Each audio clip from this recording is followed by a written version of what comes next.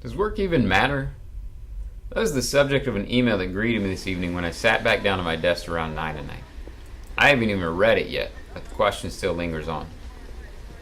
I kind of want to talk about what I'm actually doing here, at my office, by myself, at about 10 p.m. on a Wednesday night.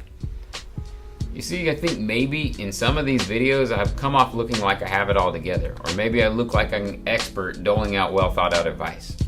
But I want to get real for a second. I'm not an expert at anything, and I promise you I don't have my stuff together.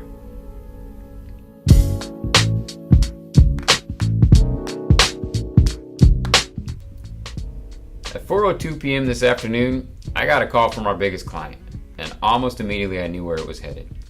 He asked for a meeting, like within the next 15 minutes, and so I finished up the task I was doing, I grabbed my business partner, and we sat comfortably in his new office by about 4:30. We got let go. They are no longer in need of our services. And I'm going to back it up just a bit further. I hear multiple times a week from news outlets and the radio how great the economy is doing in 2018, about how many jobs have been added, about salaries increasing, about the GDP being up and the deficit being down, and I think that's fantastic. But as I look at the calendar, it's now August 15th, and we've had our worst single year decline in the history of our company. All of that prior to the news we got today. Granted, the year isn't over, but we got a lot of ground to make up in the next 4.5 months just to get back to something close to breaking even. And frankly, I don't think we're alone. We've had a number of contractors reach out this year looking for work, saying they're struggling right now. And I've heard from clients about a number of folks reaching out to them for contracts or to see if they have any excess work for them. Maybe the economy is great, but it doesn't feel that way tonight.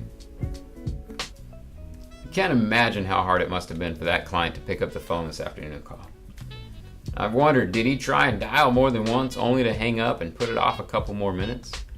Was he a stomach pain to call as we were to receive that call?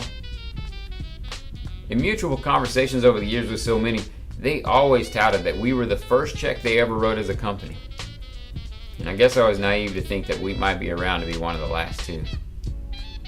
I'm not mad at him. Business is business, and I wish him the best of luck. It doesn't change the fact that it hurts though. And this is an absolute pity party, but it's an honest one. And this video is intended for me as much or more than it's intended for you.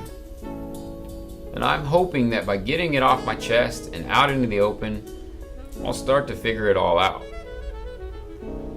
I'll figure out if work really matters. I'll figure out the steps along the way where I might have blown it.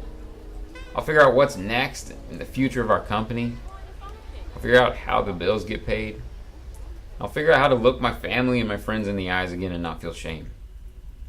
I'll figure out that after 13 years of running a business, I still don't have it all figured out. And I don't really know how to end this video. I don't have a real call to action for you. But I do want you to know that if you're struggling, whether it's in business, in your relationships, with your health, in your spiritual walk, or anything else, you're not alone. I hope you have people in your life that you can call and lean upon. But I promise, if you don't have those people to call, I promise I'll answer the phone if you call. Until next time.